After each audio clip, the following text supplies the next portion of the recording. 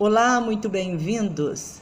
Que a graça e a paz do Senhor, Deus Todo-Poderoso, seja derramada sobre a sua vida, sobre a sua casa e sobre a sua família.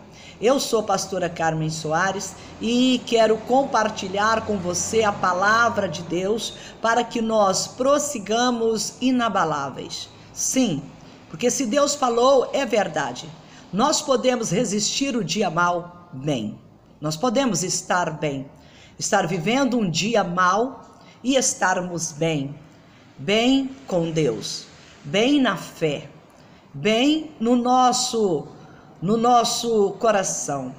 No nosso entendimento. Nos nossos pensamentos. Nos nossos sentimentos. Podemos estar inabaláveis? Sim, podemos. Porque se Deus falou, é porque nós podemos. Ele não falaria alguma coisa que não pudesse ser real na nossa vida. Ele não falaria algo que ele não pudesse cumprir. Ele falou que nós podemos resistir o dia mal e depois de resisti-lo, nós permanecermos inabalável, é porque o dia mal chegará e nós estaremos bem. Nós vamos suportá-lo bem. Por quê? Porque nós sabemos em quem nós temos crido. Quero falar com você algo muito importante, que a nossa vida, a minha vida, a sua vida, ela não consiste naquilo que nós falamos.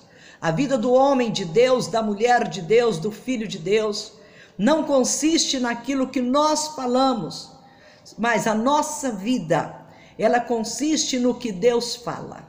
Você precisa ter isso como convicção da sua alma, como certeza no seu coração. Que a nossa vida, ela consiste naquilo que Deus fala. Se você estabelecer a sua vida, se nós estabelecermos as nossas vidas naquilo que Deus fala, nós podemos ficar em paz. A consistência da nossa fé é exatamente a casa firmada sobre a rocha, que é a palavra de Deus. Nós podemos sim, eu repito para você, resistir o dia mal. E se Deus permitir que nós passemos pelo período da grande tribulação, é porque nós estamos capacitados por Ele para passar por este período sem perder a nossa fé. É isto que Deus espera de mim e espera de nós. Em Deus não há nenhuma sombra de dúvida. Em Deus não há nenhuma dúvida. Nós precisamos ter essa certeza no nosso coração que em Deus não há nenhuma dúvida. Não há nenhuma dúvida. Então, na nossa vida, no nosso dia a dia, não pode existir dúvidas. Não pode haver dúvidas na sua vida. Sua fé precisa ser uma fé definida, uma fé inabalável, igual à fé que estava no coração do José, filho de Jacó, que fora vendido pelos seus irmãos para o Egito como escravo. Quando nós lemos no capítulo 50 de Gênesis, após a morte de Israel, após a morte de Jacó, os filhos de Israel ficaram apavorados, ficaram com medo, porque agora seu pai estava morto e eles não tinham resolvido o problema deles com o José. Eles ainda traziam na consciência, o encargo na consciência, traziam ainda na consciência aquele pesar, aquela incerteza, aquele medo, porque eles agiram confiados neles, eles agiram de maneira cruel com o José. E agora nós lemos em Gênesis, no capítulo 50, que após a morte de Jacó, após a morte de Israel, eles ficaram amedrontados. E eles então mandaram procurar José.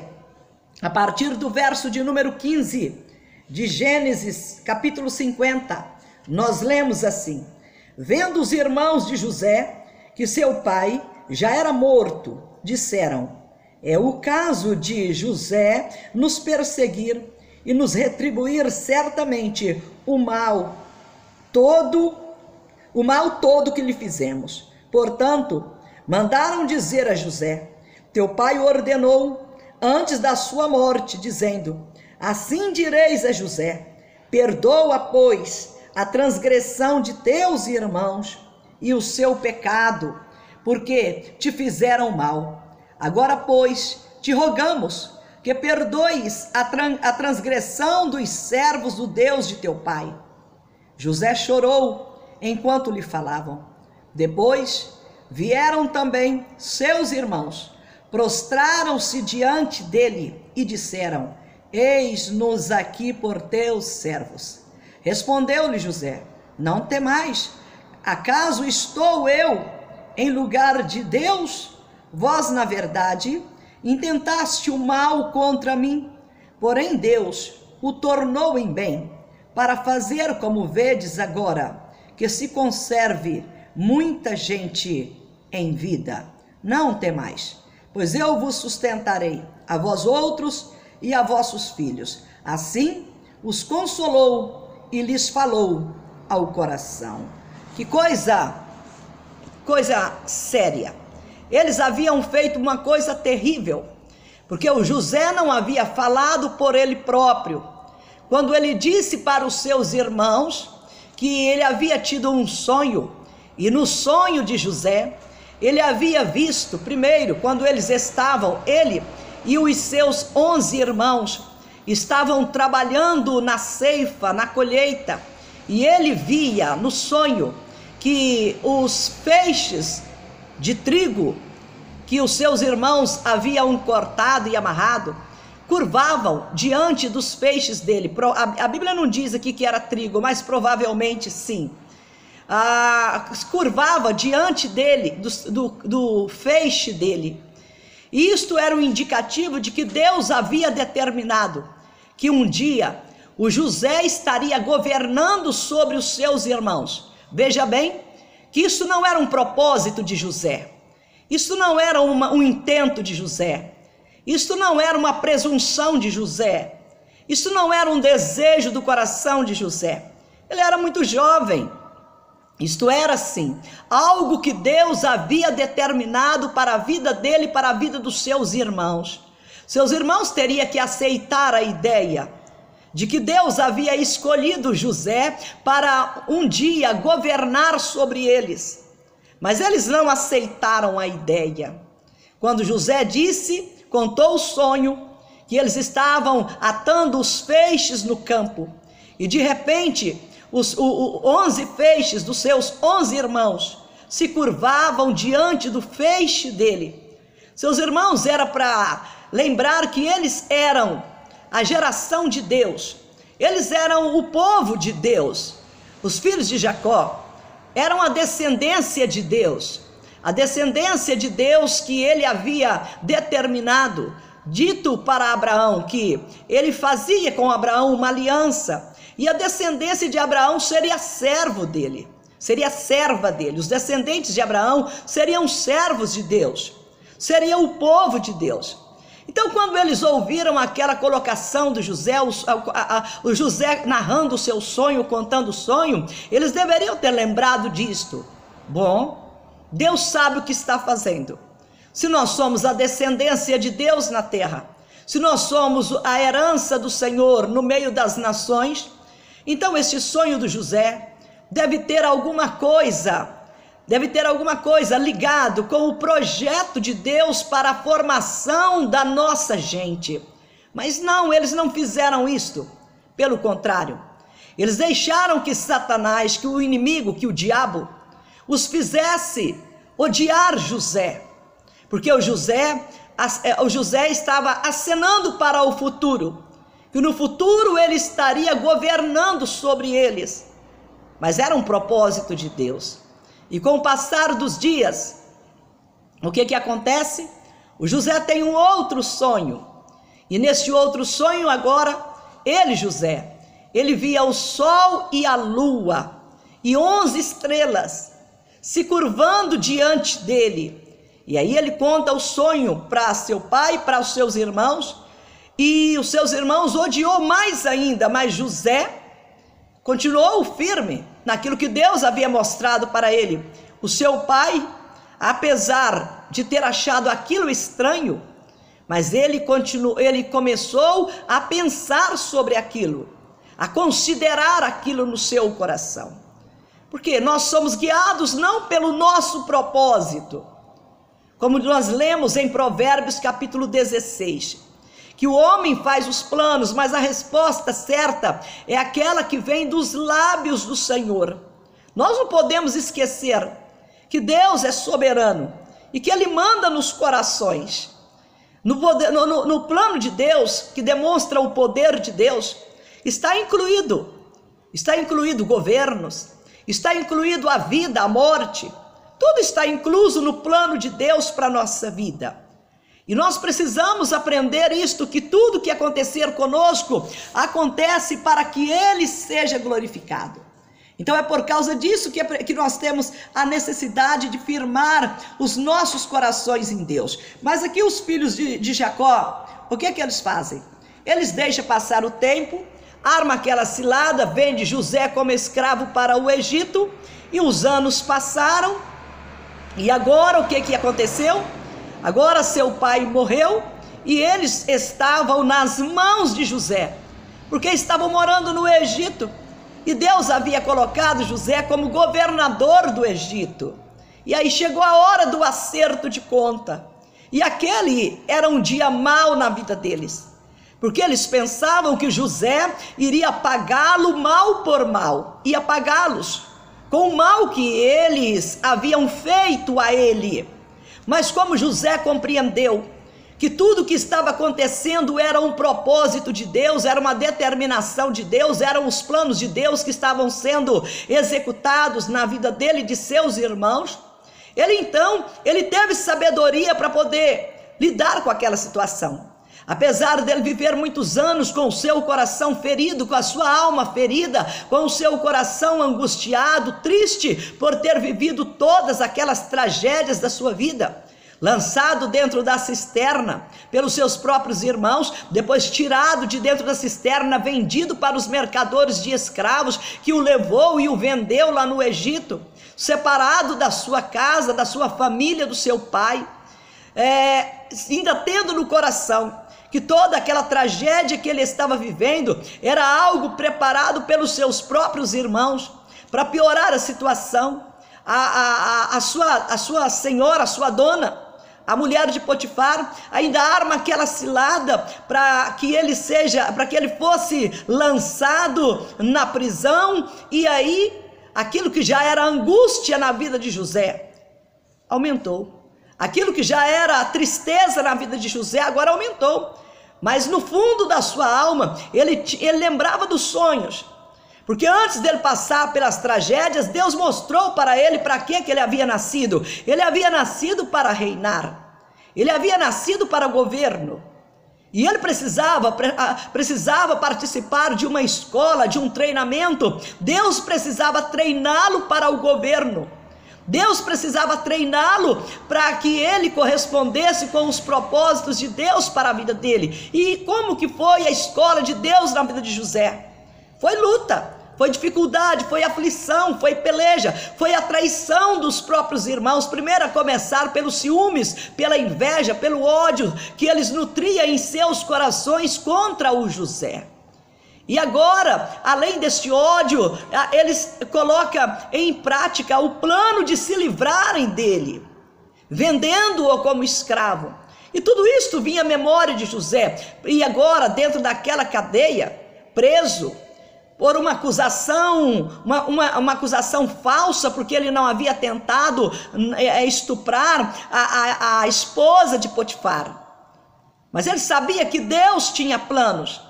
E tanto é que Deus estava com ele lá dentro da prisão, e isto mostrou para ele que não estava nada perdido. Apesar da tribulação que ele estava vivendo, do dia mau, dos dias maus que ele estava vivendo, mas nada estava perdido, porque Deus estava com ele, e o plano de Deus para a vida dele estava a todo vapor. Ainda que ele não compreendesse isto, mas a administração que ele fazia dentro da cadeia era algo de Deus para a vida dele. Ele administrou a cadeia, o tempo que ele esteve lá. O carcereiro-chefe pegou a cadeia, entregou nas mãos de José, porque ele viu que o Espírito de Deus estava na vida de José. E aí tudo que José fazia dava certo. Então José viu que o plano de Deus, treinando-o para o governo, estava em todo vapor. Na verdade, José estava o que mesmo? Ele estava inscrito, ele estava matriculado na escola de Deus. E o jeito que Deus tem para poder preparar-nos é exatamente isto, colocando a gente na prova, nas dificuldades que muitas vezes nós não queremos passar por elas. Este é meu problema, e creio que este é o seu problema também. Nós não queremos passar por provas, ainda que nós tenhamos conhecimento da palavra de Deus para nós, que o Evangelho, ele é algo bom, porque ele é boa nova, é boa notícia de Deus, de salvação para a nossa vida, mas o Evangelho também representa a cruz. Representa carregar a cruz, representa tomar a cruz e seguir a Jesus, e ainda mais negar a nós mesmos. E se nós que somos nós somos de Deus e sabemos que o adversário, o inimigo de Deus, se ele não parou as suas artimanhas infernais contra Deus, nem lá nos céus, nem lá no trono de Deus, não parou também de levantar contra Deus lá no Éden, e não vai parar de levantar contra Deus nas nossas vidas, porque não é porque o diabo levantou contra nós que nós deixamos de ser pessoas de Deus. Não é porque eu não tenho dinheiro, não é porque eu estou tendo um problema de saúde, não é porque eu tenho um problema familiar, não é porque tem alguém na minha família viciado, ou na prostituição, ou na criminalidade, não é porque eu estou desempregado, estou endividado, ou coisa desse tipo, que o plano de Deus na minha vida, e que o plano de Deus fracassou na minha vida. Não é nada disto. Não é porque você está passando por um período difícil que Deus retirou a mão dele de sobre a sua vida, que Deus tirou o amparo dele de você, de jeito nenhum. Tudo que acontece conosco acontece para o nosso bem, e as dificuldades que nós enfrentamos, elas estão nos planos de Deus para a nossa vida. Mas isso é preciso que nós tenhamos, que nós cultivemos a intimidade de Deus, a intimidade com Deus, e que nós desfrutemos da intimidade de Deus. E como que nós desfrutaremos da intimidade de Deus? É exatamente isso, conservando a nossa vida nele, independente das circunstâncias que estão acontecendo em nossa volta. E na história de José, nós podemos ver que, independente das circunstâncias que estavam acontecendo na vida dele, ele permaneceu desfrutando da intimidade de Deus. Ele se tornou um homem íntimo de Deus. Ele guardou a sua vida para Deus. Fato que os seus irmãos, que eram filhos da mesma promessa, que era da linhagem do povo de Deus, não conseguiram fazer. Eles não conseguiram entender que eles não haviam nascido para fazerem a vontade deles, mas que eles haviam nascido para fazer a vontade de Deus. E a vontade de Deus é que eles fossem o quê? O povo de propriedade exclusiva de Deus, o povo que demonstrasse às demais nações a existência de Deus. Mas eles não tinham essa visão. E eles não buscaram intimidade com Deus, eles não desfrutaram da intimidade de Deus, eles não se tornaram íntimo de Deus. Apesar de Abraão ter se tornado íntimo de Deus, apesar de Isaac ter se tornado íntimo de Deus, apesar do próprio Jacó e Israel ter se tornado íntimo de Deus, mas os seus filhos, eles não se tornaram íntimos de Deus. E por causa disso, eles fizeram tudo o que fizeram com José, com o irmão. Mas o José, apesar de ter sido esta situação complicada, criada pelos seus próprios irmãos, ele conseguiu entender que Deus estava com ele, que Deus estava na situação. Então o que ele tinha que fazer? Ele tinha que vencer aquele tempo mau, que durou muitos anos. mas nesses anos ele não perdeu a visão. O erro das pessoas é que elas perdem a visão dos céus. Quando ela enfrenta a dificuldade, quando o diabo levanta contra ela, quando o demônio levanta, quando alguém está lá fazendo macumba, feitiçaria, para poder acabar com ela, para acabar com a sua vida, com a sua casa, com a sua família, ela enlouquece, ela fica atrás de um e de outro para orar, para desmanchar a macumbaria, ela esquece de quem ela é. Ela esquece que ela é o que mesmo? Que ela é a igreja de Jesus Cristo, membro do corpo de Cristo, e Jesus Cristo já deu uma palavra definitiva. A palavra definitiva dele é esta: as portas do inferno não prevalecerão contra a minha igreja. Em primeiro lugar, porque ele tem na sua mão a chave do inferno. Então ele tem na sua mão a chave do inferno. E ele deu poder à sua igreja para pisar serpentes e escorpiões e todo o poder do diabo, todo o poder do inimigo, sem que nada disso lhe cause danos. Além do mais, o outro inimigo que coloca medo na nossa vida é a morte. Também Jesus Cristo tem a chave da morte nas suas mãos. Então não pode haver nada que destrua o plano de Deus na nossa vida, se nós determinamos que queremos obedecer a Deus e ser fiel a Ele até a morte. Se você determinou que quer obedecer a Deus e ser fiel a Ele até a morte, você será igual José.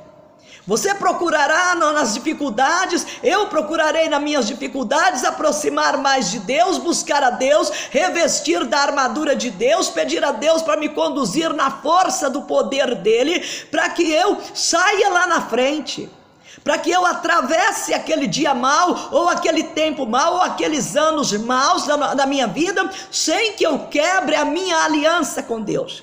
Quando os irmãos de José mandam dizer para ele, naquela preocupação, para que ele perdoasse-os, porque o Jacó, o pai, antes de morrer havia dito isto para eles.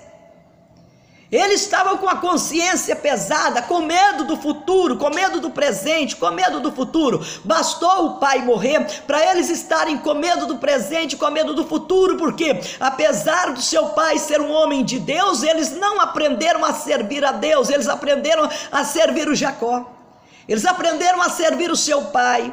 E quando o pai morreu, acabou o amparo deles, porque eles não tinham gastado tempo para poder entrar na intimidade de Deus e procurar serem homens comprometidos com Deus. Porque eles traziam em si o encargo na consciência que eles haviam feito mal contra o irmão, e eles bem sabiam que aquilo que eles plantou, um dia eles iriam colher. E agora eles estavam com medo. Eles não sabiam experimentar, eles não tinham experimentado a graça e a misericórdia de Deus. Eles não haviam compreendido que apesar de todo o mal que eles haviam feito, Deus havia transformado aquela maldição em bênção. Porque aquele menino chorando, amedrontado, que foi arrastado pelos mercadores de escravo para o Egito, aquele menino agora era o governador do Egito. Agora era o homem que mandava no mundo, era considerado o salvador do mundo, porque Deus deu a ele um plano perfeito para conservar a vida não apenas no Egito, mas em todas as partes da terra habitada naqueles dias. Porque as pessoas iam de todos os lugares para poder comprar alimento do José lá no Egito, porque Deus havia levantado para aquela hora. Deus o havia levantado para aquele ministério, para aquela obra. Então, aqueles homens que não haviam entrado na intimidade de Deus, que não havia entendido o plano de Deus, agora o que restou para eles? Medo, incerteza, insegurança. Eles ficaram revoltados com José, porque José dizia que José contava o sonho. José não falava, vocês vão se curvar diante de mim, mas José dizia que ele via os peixes se curvando diante dele. Então o que nós vemos aqui em Gênesis capítulo 50 e no verso de número 18, nós vemos exatamente isso. Depois vieram também seus irmãos, prostraram-se diante dele e disseram: eis-nos aqui por teus servos. Ou seja, aquilo que Deus havia mostrado para o José, e que os seus irmãos rejeitaram, e que acharam que se livrando do José, eles se livrariam de ter que curvar diante dele, não deu certo. Porque o que Deus havia dito foi o que permaneceu. Aquilo que eu te disse aqui no início, que nossa vida, ela não consiste no que nós falamos, mas a nossa vida, a vida do Filho de Deus, ela consiste no que Deus fala, não no que nós falamos, não no que nós pensamos e queremos. Nós não podemos garantir nossa palavra. Você não pode garantir a sua palavra. Por quê? Porque nós somos limitados. E além de ser limitados, nós somos falhos. Nós somos falhos. Aliás, o Jeremias fala no capítulo 17, no verso 5: maldito é o homem que confia no homem. Por causa disso, porque nós somos limitados, porque nós somos falhos. Nós fracassamos. Nós fracassamos. Mas Deus não é falho, Deus não é limitado, Deus não fracassa.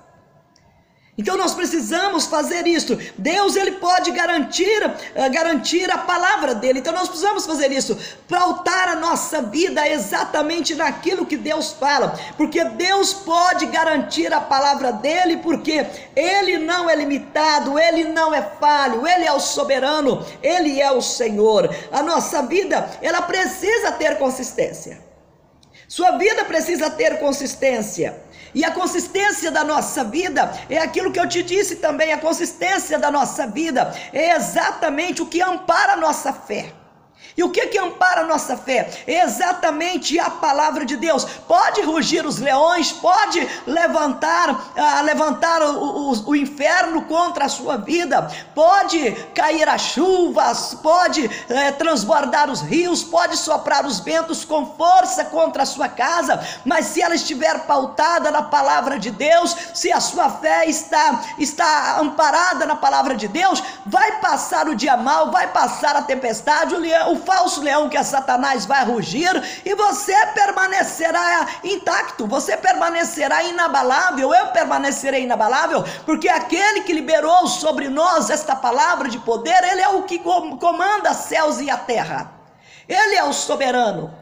E na vida de José e dos irmãos de José, ele mostra isso, que ele era soberano. Ele havia dito que eles curvariam diante de José, e o que Deus falou aconteceu. Eles tiveram que chegar e curvar diante de José e ainda dizer para ele: eis aqui os teus servos. O José acalma o coração deles, não falando para eles: não, pode ficar em paz, não estou eu no lugar de Deus. Ou seja, o problema deles era com Deus, não era com José. Porque Deus fez o que mesmo? Deus, ele estava agindo, mostrando a soberania dele na ignorância, na dureza de coração, na maldade do coração do ser humano. O que Deus faz? Ele mostra a soberania dele. E na dureza do coração dos irmãos do José, na maldade dos corações dos irmãos do José, Deus simplesmente mostrou a sua soberania. E na soberania de Deus, ele havia determinado que o José iria para o Egito na frente daquele povo. Por quê? Porque Deus havia dito para o Abraão, a sua descendência será peregrina numa terra estranha, será escravizada, e eles serão escravos ali por 400 anos, mas depois eu vou visitar o povo que o escravizou, e eu vou tirar a sua descendência de lá, eu vou tirá-los de lá com um braço forte. E foi exatamente o que Deus fez, ou seja, na maldade dos irmãos de José, na dureza de coração, na falta de amor dos irmãos de José, o que estava acontecendo era de fato o plano de Deus. Era aquilo que ele havia elaborado e dito a Abraão, era o que estava acontecendo. E da mesma maneira, os levantes de Satanás contra a minha vida, contra a sua vida, contra a nossa fé, é exatamente o plano de Deus que está em execução. O que o nosso Senhor Jesus Cristo falou para nós? Quando você vê aqui, João capítulo 16, o verso 16, ele está consolando os discípulos, dizendo para eles: eu estou dizendo essas coisas para vocês, para que em mim vocês tenhais paz. No mundo vocês terão aflições, mas tenha bom ânimo, porque eu venci o mundo. Ou seja, eu estou indo na frente. Vocês terão que carregar a cruz, mas eu estou carregando primeiro. Vocês terão que me seguir, mas eu sou o caminho, eu estou indo diante de vós, eu conheço o caminho, eu vou levar vocês até o Pai Celestial, eu vou levar vocês, porque eu sou o caminho, a verdade e a vida, e ninguém vem ao Pai senão por mim, mas eu tomo a minha cruz, eu sigo para o Calvário, e eu levo vocês até o Pai. Hoje eu posso e você pode, nós podemos entrar na intimidade de Deus, nós podemos, como escreveu o autor da carta aos Hebreus, nós podemos chegar até o trono de Deus pelo novo e vivo caminho que é o nosso Senhor Jesus. O caminho que aquele povo conhecia era a lei de Moisés, que não levou eles até Deus, porque eles viviam bem distantes de Deus. Eles haviam se transformado em pessoas religiosas, pessoas que conheciam os mandamentos da lei, mas não praticavam os mandamentos da lei. Então eles não foram conduzidos até Deus pelas obras da lei, porque eles se transformaram em pessoas de ritos, que observavam os ritos da religião, da lei dada por Moisés, mas não se empenhava em entrar na intimidade de Deus, em buscar a santidade de Deus, porque havia uma separação.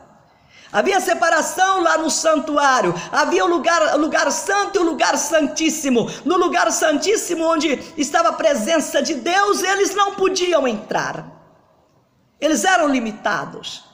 Mas vindo Jesus Cristo, o sumo sacerdote da nossa confissão, o véu foi rasgado, ele rasgou o véu com a sua morte na cruz, o véu que separava o lugar santo do lugar santíssimo, o véu fora rasgado, e aí então o caminho de acesso à intimidade de Deus, à santidade de Deus, foi preparado para nós, foi nos dado agora pelo sangue de Jesus Cristo, que fez a expiação pelo nosso pecado, pela nossa dureza de coração, pela nossa cegueira. Foi nos dado agora o direito pela fé de entrar até o local santo, de chegar na presença de Deus, de andar com Deus, de buscar o Senhor, de adorá-lo, de ser seus verdadeiros adoradores, que adora a Deus em espírito e em verdade. Ou seja, tudo mudou na nossa vida. Mudou para melhor. Então nós precisamos compreender isso. Quando os irmãos de José, com a consciência pesada, eles ficaram com medo de José tratá-los da mesma maneira que eles haviam tratado José, o José responde para eles, no verso de número 20: vós na verdade intentaste o mal contra mim, porém Deus tornou em bem. Vocês quiseram fazer o mal, mas Deus fez o bem, e agindo Deus, quem impedirá? Você precisa ter isso no seu coração. A situação que nós estamos vivendo de crise econômica, política e social no Brasil, não apenas no Brasil, mas no mundo inteiro, mas no Brasil, infelizmente, por causa da inércia dos políticos, da corrupção, por causa do engano que Satanás enfiou no coração da classe política brasileira, de desvirtuar a função deles, que é governar, porque o que é a política? É a arte de governar, é a arte de administrar as cidades, administrar os povos, administrar os impostos recebidos dos povos.